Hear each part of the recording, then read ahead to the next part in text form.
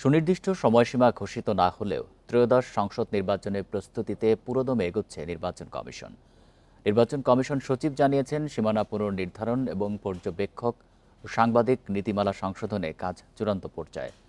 Online বা postal ভোটের বিষয়টি চূড়ান্ত না হলেও প্রবাসীদের নিবন্ধনে প্ল্যাটফর্ম তৈরির কাজও দ্রুত হচ্ছে।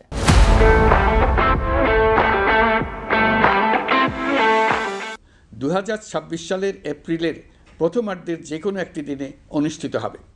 গেল 6 জুন জাতির উদ্দেশ্যে ভাষণে প্রধান উপদেষ্টা অধ্যাপক মোহাম্মদ ইউনূস ঘোষণা দেন, আগামী বছরের এপ্রিলের প্রথমার্ধে হতে পারে ত্রয়োদশ সংসদ নির্বাচন।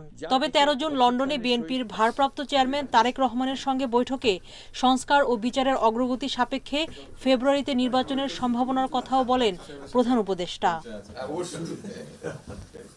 সে হিসাবে নির্বাচন কমিশনের হাতে আছে 7 থেকে 9 মাস। জাতীয় নির্বাচন আয়োজনে আগেভাগেই শেষ করতে হয় গুরুত্বপূর্ণ অনেক কাজ। নির্বাচনী রোডম্যাপে থাকে সুনির্দিষ্ট কর্মপরিকল্পনা। অতীতে সাধারণত প্রতিটি জাতীয় নির্বাচনের অন্তত 1.5 বছর আগে রোডম্যাপ প্রকাশ করেছে ইসি। ভোটের আগে দল নিবন্ধন, সীমানা পুনর্নির্ধারণ, ভোটার তালিকা প্রকাশ, বিধি সংস্কার সহ বিশাল কর্মযজ্ঞ শেষ করতে হবে কমিশনকে। তাই নির্বাচনের সুনির্দিষ্ট সময় ঘোষিত না হলেও অত্যাবশ্যক সব কাজই এগিয়ে রাখা হচ্ছে। যৌক্তিক বিবেচনায় ভোটার করার সুযোগ রাখতে সংশোধন করা হচ্ছে আইন। লজিস্টিক্স, যে ভোট নিতে গেলে আমাদের বাক্স, সিল, আপনার বস্তা, লোকাল পারচেজ যেগুলো আমাদের যে আঙুলে যে অমোচনীয় কালি যেটা দেওয়া হয়, এই জিনিসগুলো আমরা সংগ্রহ করছি। আমরা আশা করছি যে 30 সেপ্টেম্বরের মধ্যে, সেপ্টেম্বরের ভিতরে করব।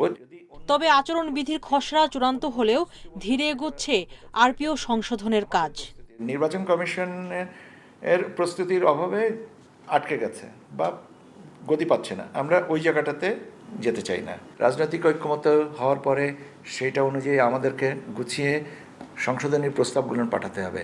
সেই সংশোধনী প্রস্তাবের সাথে সাথে বিধি, আইনের সাথে সাথে আমাদের বিধি, প্রবিধি এবং অন্যান্য যে নীতিমালাগুলো সংশোধনের ব্যাপার প্রাসঙ্গিক হবে।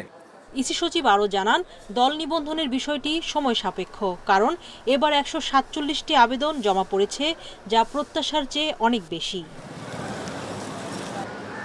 সুলতানা জাহান মিতু, ইন্ডিপেন্ডেন্ট নিউজ, ঢাকা।